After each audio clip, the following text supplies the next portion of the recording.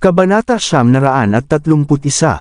Tinawagan ni Charlotte si Reyna pauwi upang kumustahin ang kalagayan ni Ellie, ngunit maikli lamang ang paliwanag nito dahil pagod ito mula sa kanyang mga rounds. Matagumpay ang paggamot ni Miss Blackwood, at naging stable na ang kondisyon ni Miss Elisa. Hindi pa tuluyang natatanggal ang lason sa katawan ni Mr. Knock, pero ayos na ang lagay niya. Sige, salamat, sagot ni Charlotte at agad na binaba ang tawag. Anong ibig niyang sabihin na si Cynthia ang nagpagaling? Hindi naman gagana ang paggamot kung wala ang gamot mo. Hindi ako makapaniwalang pinalalabas siyang bayani dahil lang tinusok-tusok niya si Ellie ng karayom. Bulag ba ang mga Knocked o ano? Sigaw ni Lupin sa galit. Ayos lang. Ngayon siguradong parang Reyna na ang turing ng mga Knocked sa kanya. Kung siya talaga ang may sala, ibig sabihin pinuprotektahan nila ang isang posibleng mamamatay tao. Sarkastikong sabi ni Morgan. Siya talaga ang may sala. Sino pa ba ang pwedeng gumawa nun? Sa kilos niyang inosente matapos ang ginawa niya, halatang malupit at walang puso ang babae sa loob. Lalong nagalit si Lupin habang iniisip ito.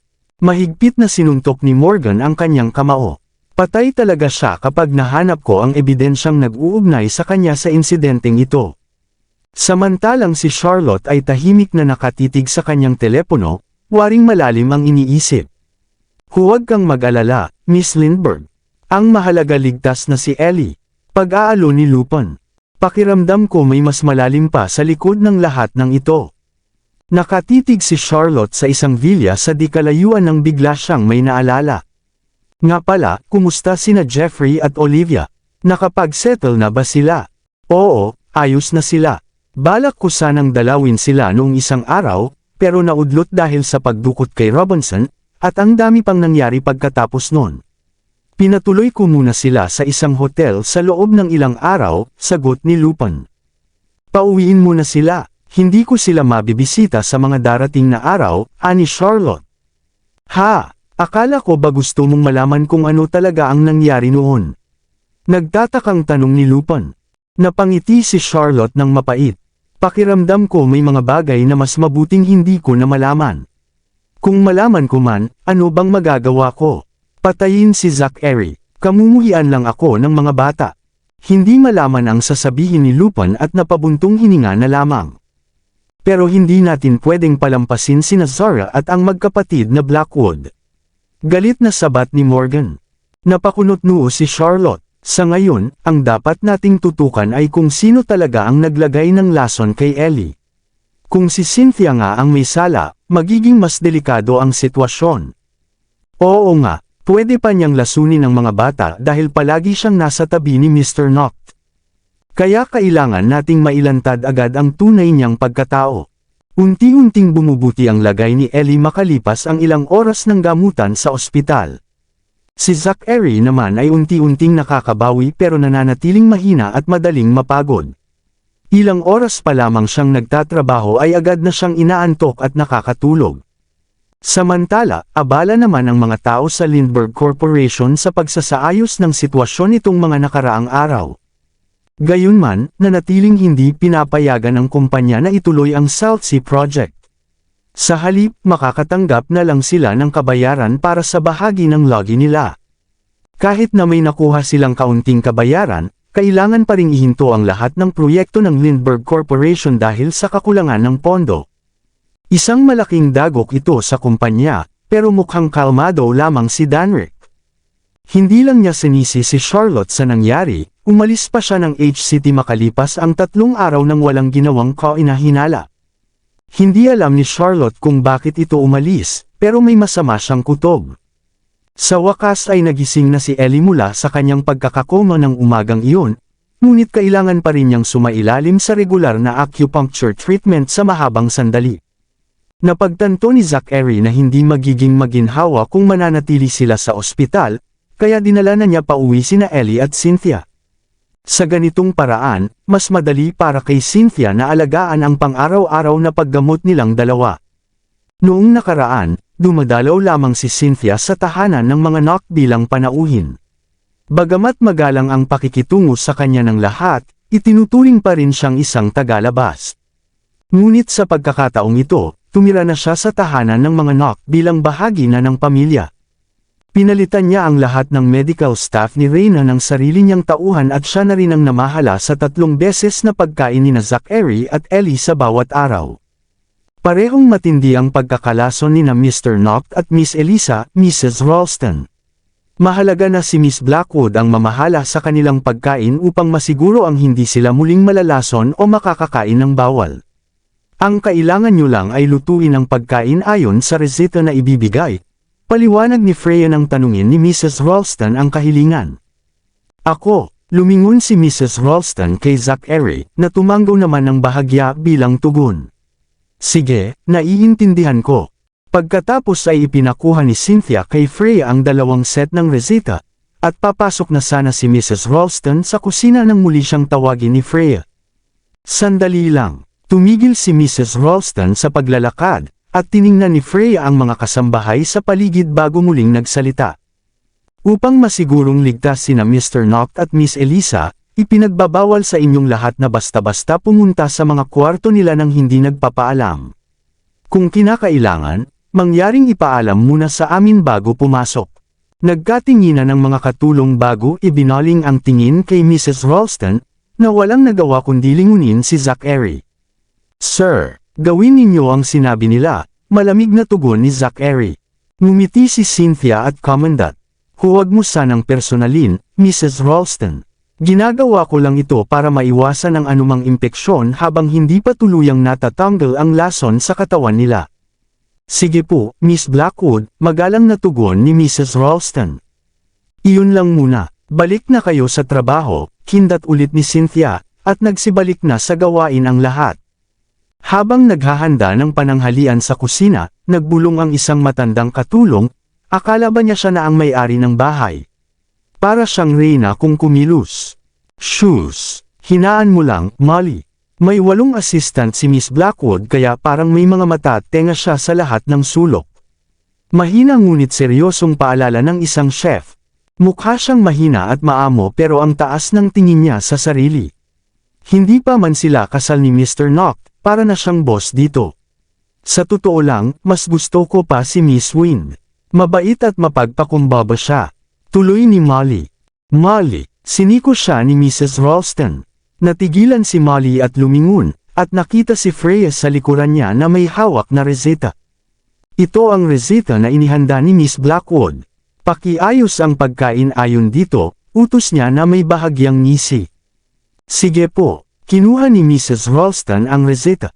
At bilasan ninyo, bibisita si Miss Blackwood kay Mr. Henry sa Seren Hospital mamayang hapon. Umaasa ang buong pamilyang Nock sa paggamot niya, alam nyo na, mayabang na pahayag ni Freya bago ito tumalikod. Hiem, ang tusong babae. Noon, napakagalang niya sa amin habang narito pa si Mrs. Barry. Sino ba siya para magutos-utos? Galit na bulalas ni Molly nang makaalis si Freya. Tama na, Molly, kailangan mong baguhin ang ugali mong yan, payo ni Mrs. Ralston. Totoo bang mapapangasawa ni Miss Blackwood si Mr. Nock balang araw? Tanong ni Molly habang nakakunot ang noo. Mahirap sabihin, mahinang sagot ni Mrs. Ralston habang ipinagpapatuloy ang kanyang trabaho. Umiling si Molly at napabuntong hininga. Mukhang magiging mahirap ang buhay natin dito. Kita sa mga kasambahay sa kusina ang pagkainis nila sa sitwasyon, ngunit wala ni isa ang naglakas loob na magsalita. Napansin ito ni Ben kaya agad siyang nagtungo sa silid-aklatan. Nasa loob si Zachary at nagbabasa ng mga dokumento, ngunit dahil sa lason mula sa kagat ng ahas, napakahina pa rin ang kanyang katawan. Madali siyang napagod at napapahawak sa noo sa pagod kahit ilang pahina pa lang ang nababasa. Hindi pwede ito, Mr. Nock. Sa tingin ko kailangan na nating kumonsulta sa ibang doktor. Pag-aalala ni Ben nang makita ang kalagayan niya pagpasok sa silid. May balita na ba mula kay Marino? Tanong ni Zachary. Wala pa, lumipat na naman sila matapos nating puntahan si Dr. Felch. Sa tingin ko iniiwasan nila tayo dahil sa nangyari 2 taon na ang nakalipas. Kasalukuyang sinusubukan ni Marino na alamin ang kinaroroonan nila sa Phoenix City. Doon ang bayan ni Dr. Felch, kaya malamang hindi rin sila malayo, sagot ni Ben. Subukan mo si Olivia, Malamang may komunikasyon pa rin siya kay Hailey, pagod na utos ni Zachary habang hinihimas ang kanyang noo. Tiningnan siya ni Ben nang may pag-aalala. Nakontak ko na si Olivia kahapon sa pamamagitan ni Peter, pero mahigpit ang pagbabantay ng mga tauhan ni Miss Lindbergh sa kanya. Hindi kami makalapit. Paano kung pumunta na lang tayo sa Seren Hospital para magpatingin kayo, Mr. Noct? Ipinikit ni Zachary ang kanyang mga mata. Anong silbi ng mga doktor doon kung mismong si Reyna ay wala nang magawa sa kalagayan ko? Sa ngayon, ang dapat nating unahin ay hanapin at dalhin si Dr. Phelps sa akin. Siya lang ang makakagamot sa akin.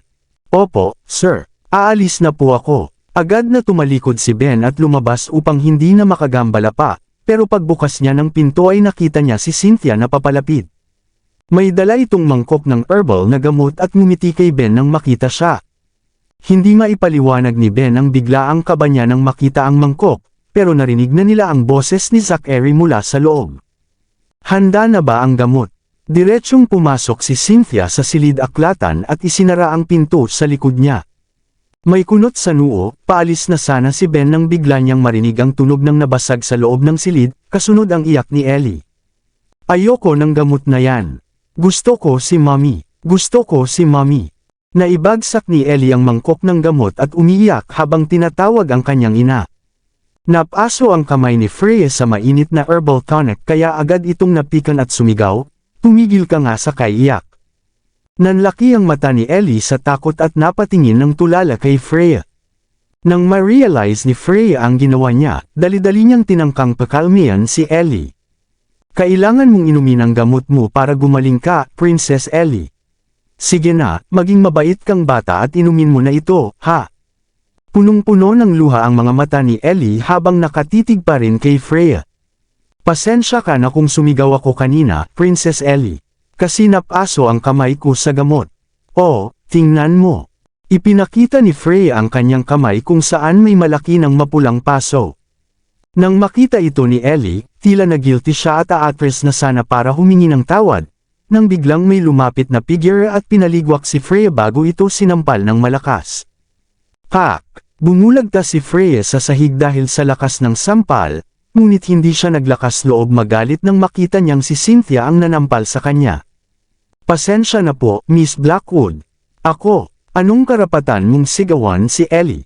Sino ka ba ha? Lumayas ka rito." Agresibong pagsenyas ni Cynthia.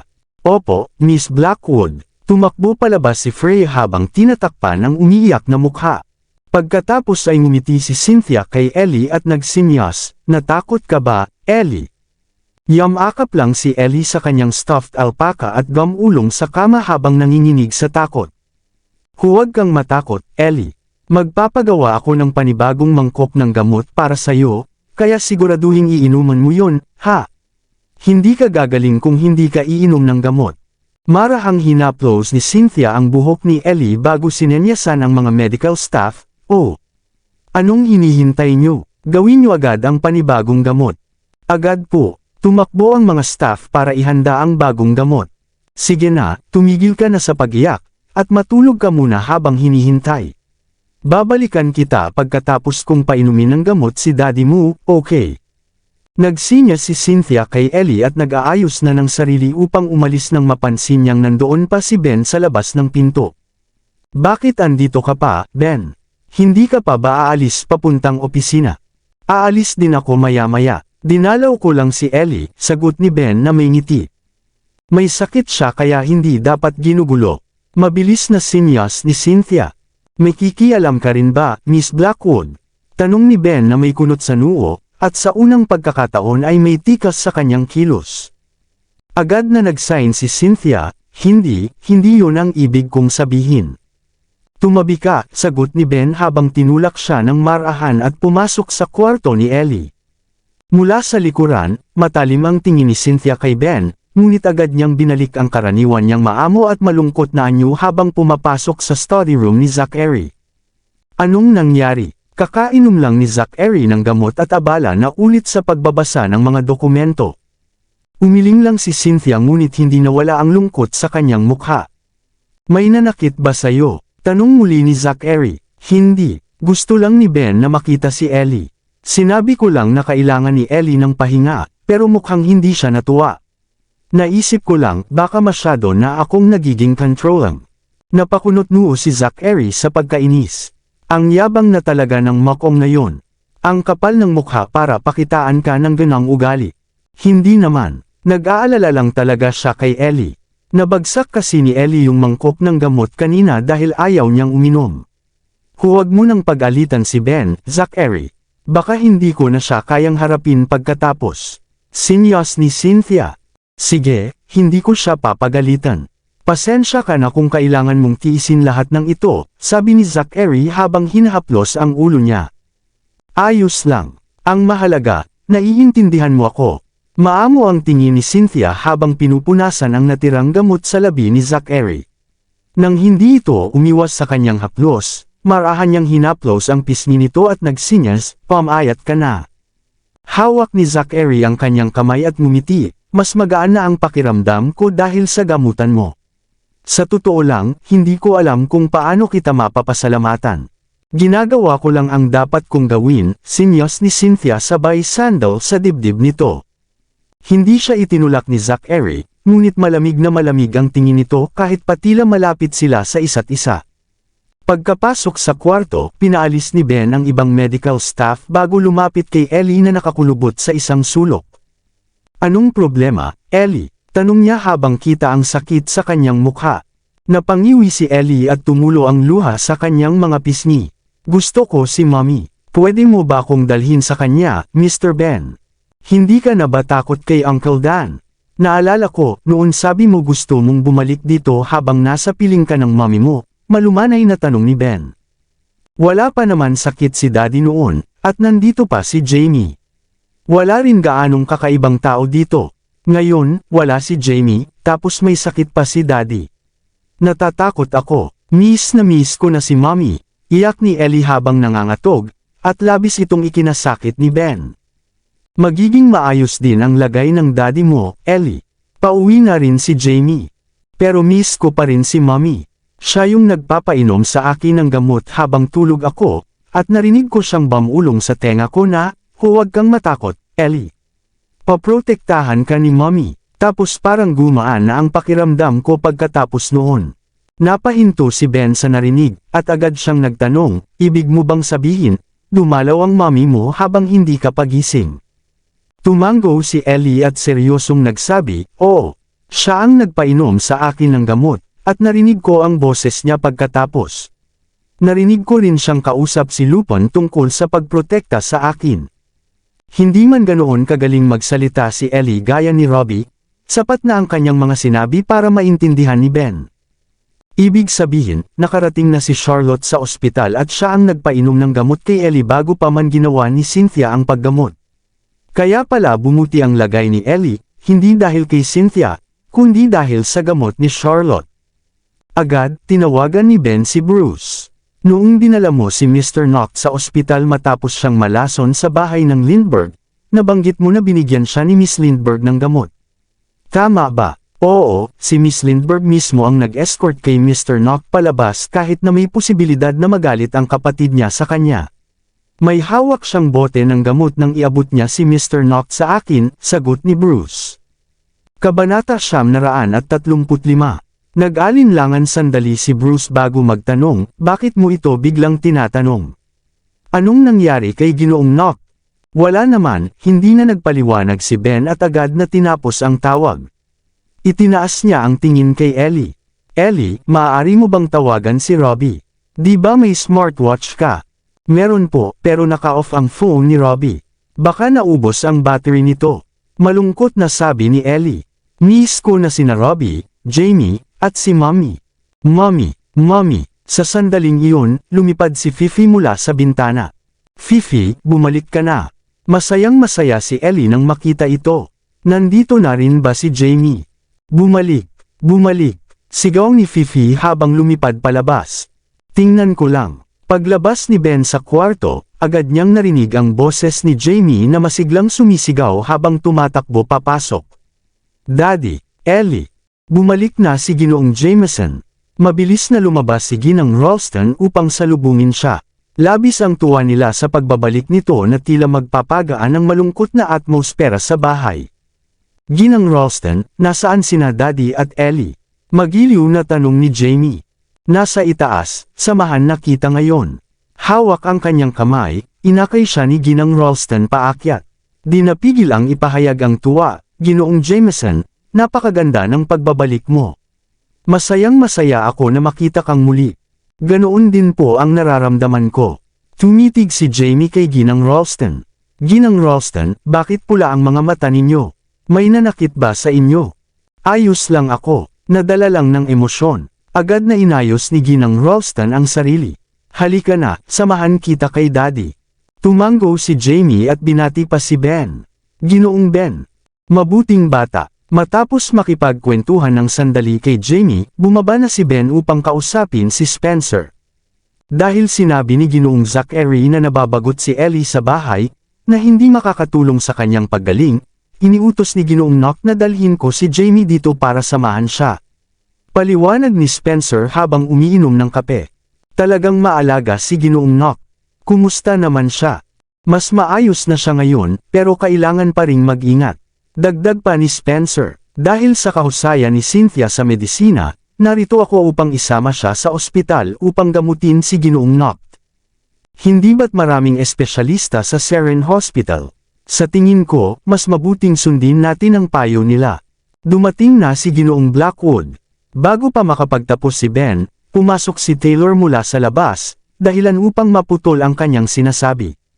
Ben, nagpapasalamat ako sa lahat ng ginawa mo. Kumilos si Taylor na tila siya ang may-ari ng bahay. Pakialagaan mo muna si Spencer habang aakyat ako upang makita si Zachary.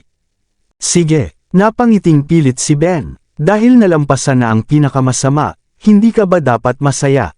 Bakit parang malungkot ka pa rin? Napansin ni Spencer ang lungkot sa mukha nito. Pinipressure ka na naman ba ng Lindbergh Corporation? Hindi. Gusto sanang kausapin ni Ben si Spencer tungkol sa mga Blackwood. Pero dahil tiwala sina Spencer at Henry sa kanila, alam niyang masasayang lang ang oras niya. At baka pa nga ma-misinterpret ang intensyon niya. Kaya binago niya ang usapan. Hindi pa lubos na nakakabawi si Ginoong Knock. Kaya nag-aalala pa rin ako para sa kanya. Sa tulong ni Cynthia, magiging maayos din siya. Tapik ni Spencer sa balikat niya. Mauna na ako. Magkita tayo ulit. Ihahatid kita. Pagkatapos ihatid si Spencer palabas, tinawagan ni Ben si Marino nang masiguro na walang ibang tao sa paligid. Pakikontak si Binibining Lindbergh at sabihin may gusto akong pag-usapan sa kanya ng pribado. Ben, mali ba ang tawag mo? Bakit mo ako pinapapunta kay Binibining Lindbergh? Tigilan mo na ang pagpapanggap. Alam kong lumalabas kayo ni Morgan. Ako, hindi naman. Tama na, gawin mo na lang. Naiintindihan ko. Sasabihin ko kay Morgan. Kung gusto man o ayaw ni Binibining Lindbergh na makipagkita sa'yo, wala na iyon sa akin. Kapag nalaman ni Morgan ang lahat ng nangyayari sa pamilya Knock, tiyak na gugustuhin ni Binibining Lindbergh na makipag-usap sa akin.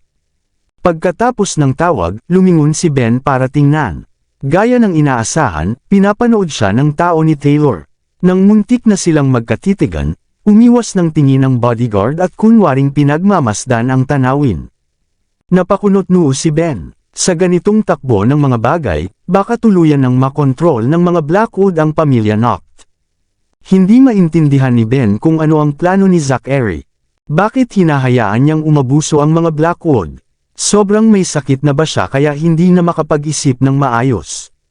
Habang nasa biyahe pauwi ang silver na Rolls-Royce, nakatanggap ng mahaba-habang tawag si Morgan. Pagkatapos ng tawag, ipinaliwanag niya kay Charlotte ang lahat ng nangyayari sa pamilya Knock. Ang buod ay, gumagawa ng maling desisyon si Zachary dahil sa kanyang sakit. Si Cynthia na ang namumuno sa bahay at nagdudulot ng kaguluhan. Natatakot si Ellie. Galit na galit si Lupin nang marinig ito. Ano bang ginagawa ni Zachary? Kamay lang niya ang nakagat ng ahas, hindi ang ulo. Bakit niya hinayaang makapasok ang kalaban sa mismong tahanan? Ni ako hindi ko na rin kaya, pigil ni Morgan sa galit. Sabi ni Marino, alam lang daw niya ang mga bagay na nasa ibabaw. Naririnig lang niya sa mga kaibigan niya. Kaya malamang, mas malala pa ang tunay na sitwasyon.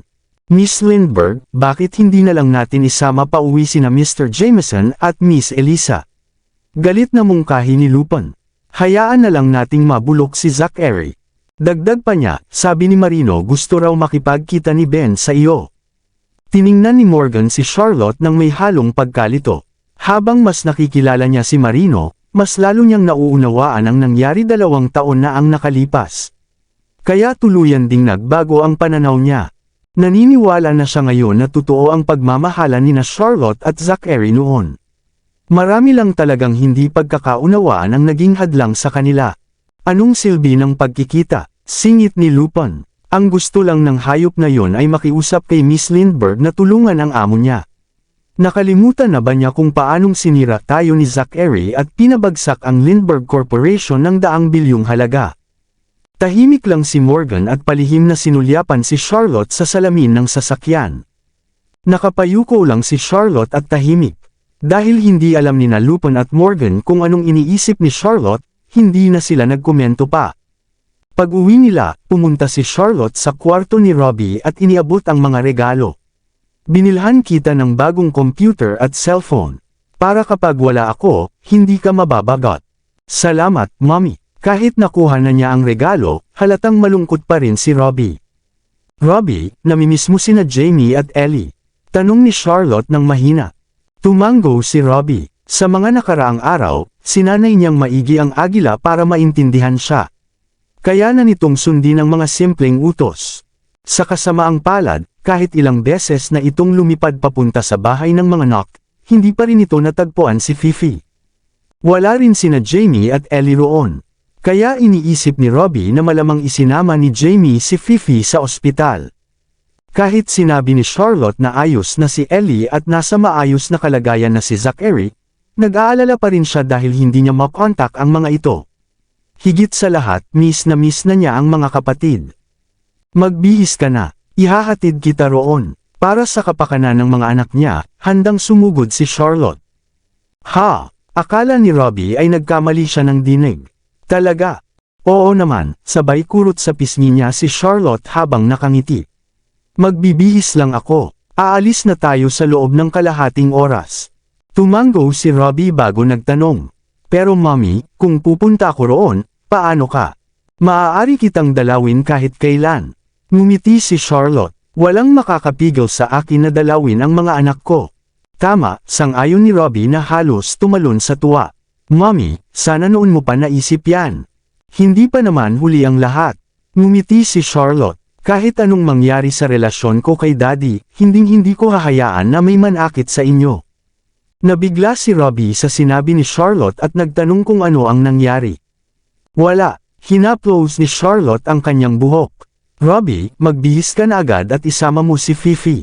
Tumango si Robbie agad. Naging emosyonal siya sa pag-iisip na uuwi na silang magkakasama, si Mommy at si Fifi. Matagal na siyang hindi nakakauwi, kaya hindi na niya alam kung paano na nagbago ang kanilang tahanan. Samantala, sa bahay ng mga Nock, dumating si Taylor sa silid-aklatan upang kausapin si Zachary. Gusto niyang formal na talakayin ang tungkol sa kasal. Zachary, hindi na angkop na manatili si Cynthia sa bahay mo at mag-alaga ng pamilya. Bakit hindi na lang kayo magparehistro ng kasal? Abala si Zachary sa pagbasa ng mga dokumento. Nang marinig niya ang mungkahi ni Taylor, hindi siya tumanggi, pero hindi rin siya pumayag. Napansin ni Cynthia ang reaksyon ni Zachary at nagkatinginan sila ng kanyang ama.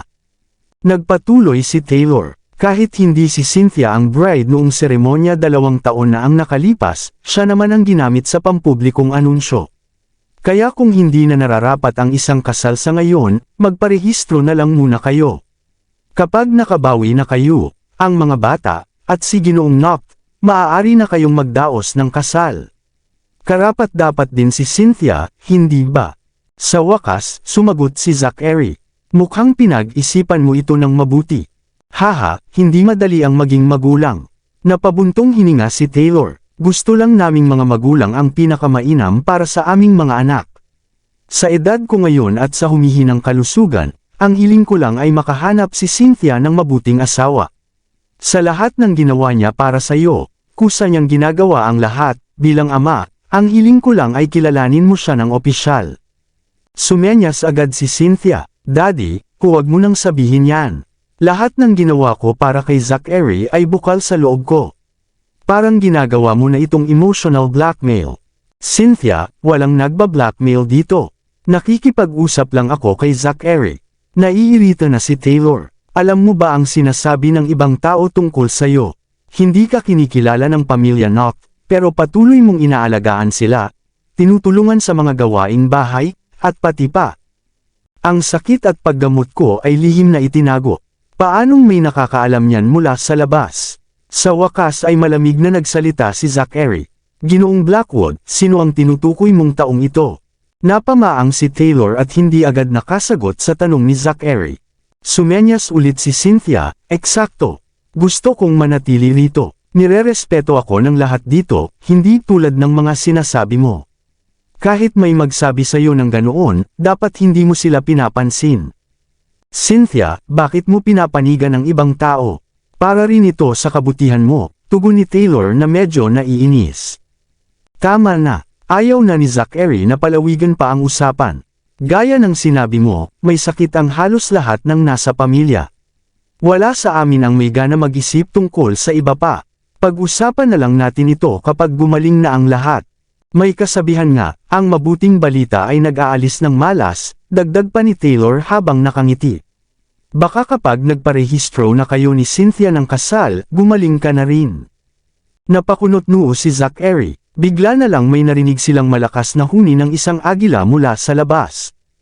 Ano iyon? Napatalon sa gulat sina Taylor at Cynthia, at namutla ang mga mukha nila. Mabilis na tumayo si Zachary at lumapit sa bintana. Binuksan niya ang kurtina. Gaya ng inaasahan, paparating na ang convoy ng mga jeep ng mga Lindbergh sa mansyon ng mga Knock. Agad na bumalik ang sigla sa madilim na mukha ni Zachary. Kumislap ang dati malamlam niyang mga mata habang emosyonal niyang binigkas, narito na rin sila sa wakas. Matapos ang matagal at mahirap na paghihintay, sa wakas ay bumalik na siya. Alam niyang hindi ito mananatiling tahimik. Kahit hindi para sa kanya, alam niyang babalik ito para sa mga bata. Ginoong Knock, biglang pumasok si Cain para magulat. Narito po ang mga Lindbergh. Lumingon si Zachary at bumalik ang lamig sa kanyang mukha. Anong ginagawa nila rito? Hindi ko po alam, pero si Ginoong Robinson ay tila nasa isa sa mga sasakyan. Mahinang dagdag ni Cain, nandito rin po ang agila. Agila, nanlungo ang mukha ni Taylor at tumingin kay Cynthia na parang nag-aalala. Natarante si Cynthia at agad lumapit kay Zachary, hinawakan ang manggas nito. Nagsinyas siya, Zachary, natatakot ako. Huwag kang matakot, malamig na sagot ni Zachary. Inihahatid lang niya si Robbie at hindi rin siya magtatagal. Habang sinasabi niya ito, dahan-dahan niyang inalis ang kamay ni Cynthia at tumungo palabas. Kung hindi lang siya nagpapakalma sa sarili, baka tumakbo na siya palabas ng hindi nagdadalawang isip. Pinipigilan niya ang emosyon para hindi mahalata ni Charlotte na nahulog ito sa patibong na inihanda niya. Samantala, nanatiling nakasara ang malaking bakal na gate ng villa. Hanggat walang utos mula kay Zachary, hindi ito pwedeng buksan ng mga gwardya. May ilang gwardya na nakilala si Charlotte, pero ang iba na inilagay roon ni Henry ay bagaman hindi alam kung sino siya, takot pa rin sa pangalan ng pamilya Lindbergh. Isang tingin lang sa jeep na may malaking gintong letre na L ay sapat na para sila ay manginig. Buksan ang gate. Nang makita ni Ben na dumating si Charlotte kasama si Robbie, naalala niya ang mensahe na ipinadala niya sa pamamagitan ni Marino. Kaya agad niyang iniutos na buksan ang gate. Opo, dahan-daang bumukas ang berdeng gate. Pumila ang mga gwardya ng pamilya Knock sa dalawang hanay na may hawak na armas. Para bang nagdeklara ng gyera ang pamilya Lindbergh. Sunod-sunod na pumasok ang tatlong jeep, mayabang at punong-puno ng kapangyarihan. Nasa harapan si Fifi, ang agila, na nakatitig sa mga gwardya na parang sinasabi na sila'y walang kwenta. Sa loob ng villa, nanginginig sa takot sina Taylor at Cynthia sa kanilang nasaksihan. Cynthia, umatras muna tayo, mahinang bulong ni Taylor. Narinig kong simula nang muling lumitaw si Charlotte, parang demonyo raw ang ugali. Binugbog pa nga niya ng matindi ang ate mo dati. At dahil si Ginoong Lindbergh ang nasa likod niya, hindi natin siya dapat kagalitan. Huli na para umatras, tumingin sa ibaba si Cynthia at nagsinyas. Hindi ito ang oras para umatras. Sa dami ng ginawa ko at halos maabot ko na ang tagumpay, hindi ako pwedeng umurong ngayon. Pansamantala lang tayong iiwas. Hindi ibig sabihin nun na hindi na tayo babalik, sagot ni Taylor na kabado. Hindi pa bumabalik ang alaala niya. Pero kapag nalaman niyang ikaw ang nagkunwaring siya sa kasal, siguradong papatayin ka niya. At kung malaman niya na ikaw ang nagtanim ng, biglang tinapunan siya ng masamang tingin ni Cynthia kaya napatigil si Taylor. Tumingin-tingin siya sa paligid at mahina niyang tinanong, silid ni Zachary ito, di ba? Wala namang camera dito. Tama na, nagsinyas si Cynthia, umuwi ka na, nakakagulo ka lang. Sarado ang labasan. Paano ako lalabas? Pabalang na sagot ni Taylor. Wala tayong magagawa kundi hintayin munang umalis ang mga Lindbergh. At saka, hindi kita iiwan mag-isa. Kung ganun, tumahimik ka na lang, sagot ni Cynthia habang napapailing. Sige, bulong ni Taylor habang napipilitan. Pagkatapos siyang titigan ng masama ni Cynthia, tumalikod ito at umalis. Samantala, nang makita ni Zachary na pumapasok na ang mga jeep, pasigaw niyang tanong, sino ang nag-utos na buksan ang gate? Ginoong Knock, si Ben po, sagot ni Cain na parang ayaw sabihin. Ben, ang kapal ng mukha mo. Tiningnan siya ni Zachary ng malamig. Ginoong Knock, ako po. Tumigil ka na, utos ni Zachary habang naglalakad palabas. Napakunot noo si Ben pero tumabi rin. Nang makita ni Cynthia ang nangyari, inisip niya, mukhang nagsasawa na si Zachary kay Charlotte at ayaw na niya itong makita. Mukhang si Charlotte pa ang makapal ang mukha na basta na lang dumating ng walang paalam. Maraming salamat sa lahat ng sumusubaybay. Please subscribe and follow my YouTube and Facebook channel, Filipino Novel. Maraming salamat po. Nabuhayan ng loob si Cynthia sa naisip niya. Habang lahat ng ibang mga bodyguard ay nagtungo sa labas upang alamin ang kaguluhan, binigyan niya ng tingin si Freya. Sa susunod na sandali, si Freya ay umakyat dala ang isang mangkok ng gamot. Pumunta siya sa isang liblib na sulok at doon niya inilagay ang isang misteryosong sangkap sa loob nito. Pagkatapos noon, pumasok siya sa silid ni Ellie. Is mommy back? Mommy! Nang marinig ni Ellie ang tili ng agila sa labas, tuwang-tuwa siyang bumangon mula sa kama. Nang tinangka niyang bumaba, pinigilan siya ng mga nurse. Miss Elisa, hindi ka pa pwedeng bumaba dahil may sakit ka pa. Let go of me. I want to see mommy. Sinubukan ni Ellie na kumawala ngunit hindi siya nagtagumpay. What are you doing? Let her go this instant, sigaw ni Freya. Agad na binitiwan si Ellie ng dalawang nurse. Hawak ang gamot, ngumiti si Freya at inalok, Miss Elisa, inumin mo muna ito. Pagkatapos nito, dadalhin kita kay mommy. Really? Tanong ni Ellie ng inosente. Of course. Dagdag ni Freya, kapag ininom mo ang gamot mo, gagaan ang pakiramdam mo. Tuwang-tuwa si mommy kapag nakita kang magaling na. Sige, iinuman ko ito. Tumanggo si Ellie ng masunurin. Good girl. Ako na ang magpapainom sayo. Inihanda ni Freya ang sarili upang painumin si Ellie. Ellie. Biglang lumipad si Fifi papasok ng silid at pumapagaspas ng mga pakpak upang pigilan si Ellie sa pag-inom ng gamot. Stupid bird, go away. Pinagtabuyan ito ni Freya gamit ang kanyang kamay. Matapos na itaboy si Fifi, sinubukan ng mga nurse na hulihin ito. Inalis ni Ellie ang mangkok at sumigaw, don't touch Fifi. Ellie, be a good girl. Huwag mo na silang pansinin at inumin mo na ang gamot. Patuloy na pangungumbinsi ni Freya. Ayaw ko, ubo. Simula nang umubo si Ellie habang itinutulak palayo ang mangkok. Maging masunurin kang bata at makinig ka sa akin. Pinigilan ni Freya si Ellie at pilit na ipinapasok sa kanya ang gamot. Anong ginagawa mo? Biglang pumasok si Jamie sa silid at nakita ang nangyayari. Let go of Ellie. Mr. Jameson, sinubukan siyang pigilan ng dalawang nurse. Ngunit wala ni isa sa kanila ang nakapantay sa kanya. Madali niyang naiwasan ang mga ito at tinadyakan ang mangkok. Ikaw, sa sobrang galit, tinaas ni Freya ang kanyang kamay para saktan siya. Ngunit tinadyakan siya ni Jamie at napabagsak sa sahig. Sumigaw siya, "How dare you hit me? Ganito ba ang trato niyo kay Ellie sa lahat ng oras?" Jamie, huhuho. Nang makita ni Ellie si Jamie, agad siyang yamakap sa kanya. "Jamie, natatakot ako. Dalhin mo ako kay Mommy." Nang tinulungan ni Jamie si Ellie na tumayo para ilabas siya, nanghina ang kanyang mga tuhod at bumagsak siya sa sahig. Kaya binuhat na lang siya ni Jamie sa kanyang likod palabas. "Mr. Jameson, tigilan mo na ang kalokohan. Mapapahamak si Miss Elisa kapag nahulog," babala ng mga nurse. "Lumayo kayo sa daraanan ko." Sigaw ni Jamie, "Hindi kayo ang mga tunay naming nurse. Mas mahinahon ang aming mga nurse." Mr. Jameson, habang sinusubukan siyang pakalmayan ng dalawa, tinignan lang sila ni Freya upang paalalahanang tumigil.